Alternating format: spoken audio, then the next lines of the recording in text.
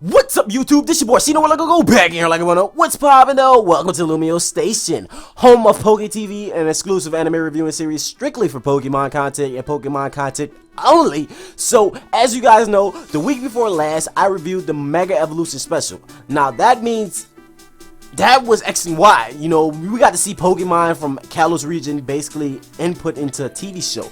Now, without further ado, we are transitioning into Pokemon X and Y, the series. So go ahead and smash that like button for 500 likes if you're excited about the Pokemon X and Y anime, because it gets me turned up every time. It gets a flare in my heart. It makes me burn with a passionate glory. I get super duper hype, and guess what? It's like, damn, it's Dolomite. So welcome back to PokéTV. Today's question of the day is, who is your favorite Kalos region starter of all time? The reason why I say starter, because you know there's a lot of diversity with the starters. Everybody had their own individual vote in the beginning of Pokemon X and Y. Everybody was like, oh, I want Chespin. Everybody was like, oh, I want Finnegan. Everybody was like Froakie. So you know what? Hashtag whatever team you are in the chat. That's today's question. What is your favorite starter from Kalos region? My favorite Kalos starter would be Froakie. So hashtag Team Froakie.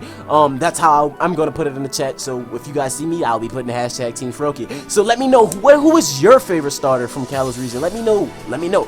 As you guys know, these reviews are my personal thoughts and my personal opinions. Be sure to share with us your personal thoughts and personal opinions in the comment section below, because you guys know I'm happy to read that. That's always a good thing to see. Basically a little bit of interaction from you guys. So without further ado, let's get into today's review. I know I'm a little bit hyped, but guess what? I'm hyped for Pokemon X and Y. Like, oh, the anime is god. Oh, it's powerful. It's powerful. So, as you guys know, Ash basically transitioned from the Kalos region after leaving Unova region. You know, after saying bye to Iris, after saying bye to Silent. It's like, yo, see ya, we are on to the next one. So now this man is in Kalos. You know, the introduction of Professor Sycamore, you know, introduction of all these different Pokemon, all these different aspects of Kalos region. It just added so much flair because it added Mega Evolution, new Pokemon, new areas, new people. It's just like, it's so much new stuff. It's like new abilities, and I'm just like, god damn. So that right there off the hand was so powerful, and all this, just to get to see most of it implemented in the series is tremendous. I know the series is not completely finished, but you know what? This is a brief recap to everything that's happened, everything that is about to play off, and everything that's about to unfold. Basically giving you a rundown, because as you guys know, PokéTV is a weekly series, and Pokemon X and Y drops every week. So after today's review, I'm either going to switch between Pokemon movies, or I'll be doing the most recent episode of Pokemon X and Y the series. So if you guys are hyped about that, show some love to that like button, because that is going to be powerful. But without further ado, let's talk about Serena, Clemont, and Bonnie.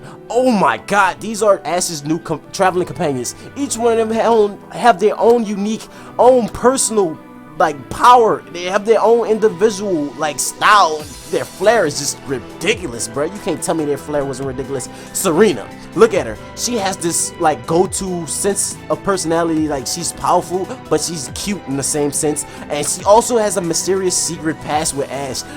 It comes later on, gets revealed, you know, the little bonds between them. She was a childhood friend of Ash. She saw him in the Kalos region, and she was like, yo, is that him? I gotta see him. You know, she wanted to meet up with Ash and basically travel with him. Now, when that was being kicked off, it kind of reminded me of some Misty and Ash type stuff. Like, they had almost like they had feelings for each other. You know, Serena seems like she has like this flair for Ash, like almost if she like likes him or something. So I thought that was pretty unique. I thought that was pretty dope how they added that back into Pokemon. How they added that little romance aspect. You know, giving it a little bit of flair, but not too much of a spin on it, but still enough to make you wonder. So that was ridiculous. You guys can't tell me you guys didn't love that. Clemont came in just like every other guy.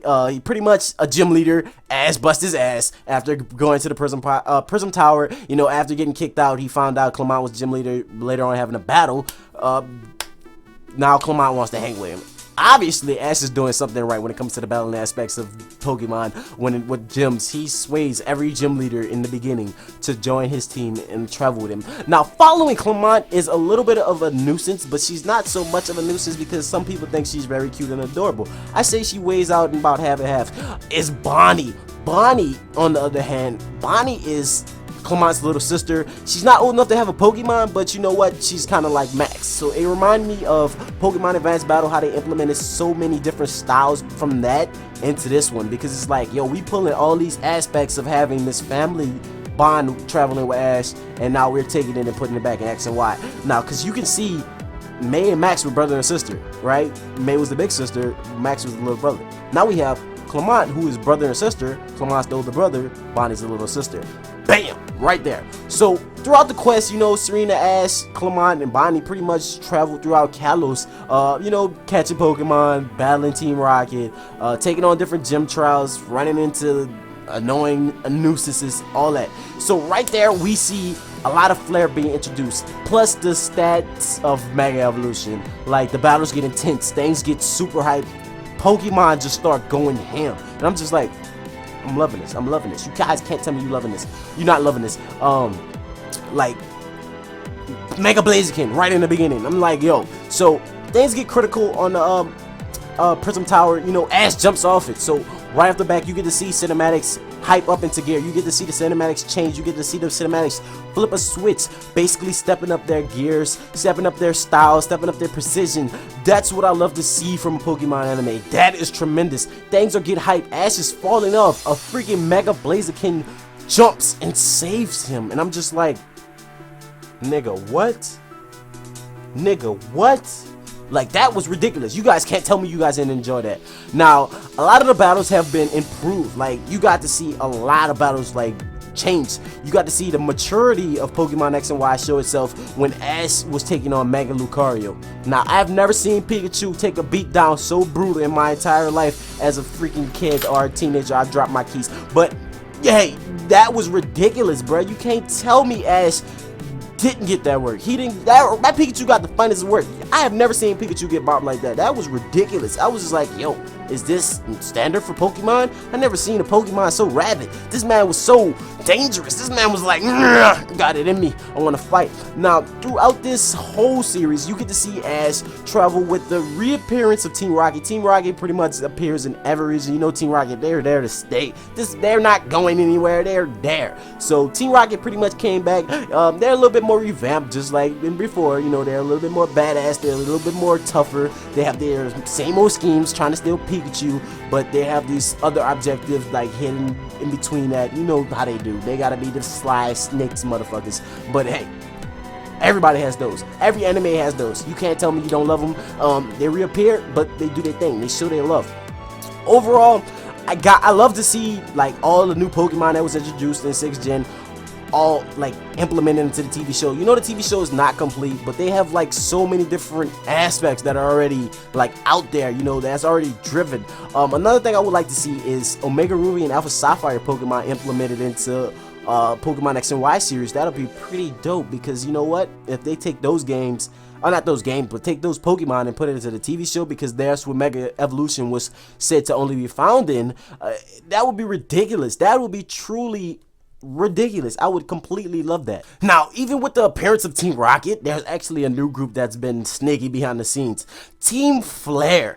Oh my god, that is ridiculous. You guys can't tell me you don't love Team Flare style. Like, overall, they kind of remind me of like some French Yakuza type of people, but they're a little bit goofy and they're a little bit clumsy. So I don't know, but yeah, hey, they still have like time to improve and time to develop.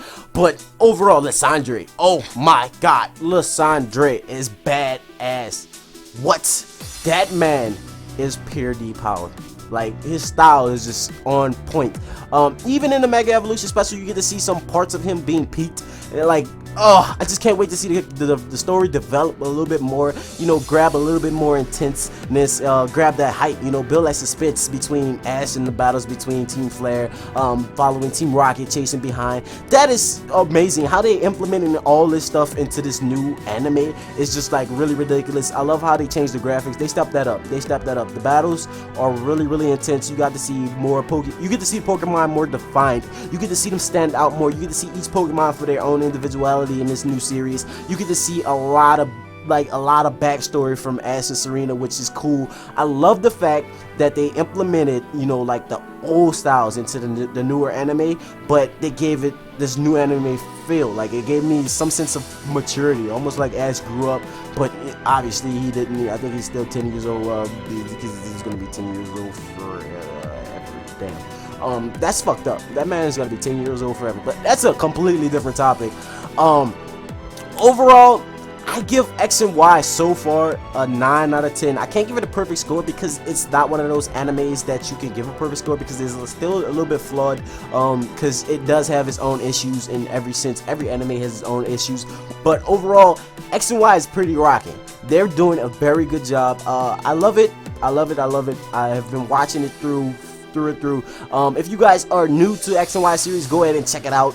It's really good. It has some great battles. It has some really great moments.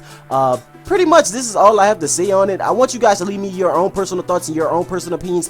Please be sure to leave your personal thoughts and your personal opinions on X and Y series in the comment section below. Let me know, how do you feel about the upcoming hype that I'll be dropping weekly episodes of X and Y, basically giving you what's happening on that episode, and I'll switch out into a movie or something to make it like a special week, and then switch back into another episode. That's going to be where PokéTV is heading, because we are caught up. We are pretty much caught up to every season of Pokemon. There is a new Pokemon X and Y special, not X and, yeah, it's X and Y special. I say not X and Y, I'm thinking about words. Another X and Y special is about to drop. So that's going to be hype. You guys know we're going to be reviewing that. It's going to be top priority over here. So be sure to stick around to LumioStation for that hype. Go ahead and subscribe. Be sure to smash that like button. Don't forget to answer the question of the day. Today's question of the day is, who is your favorite starter from the Kalos region? Like I said earlier, my favorite starter is #Team Froakie. Without further ado, this has been ShinoWorld. Peace and release. Don't forget to bring your guns, because I will blow your shit up. Have a great day, guys. See you guys later.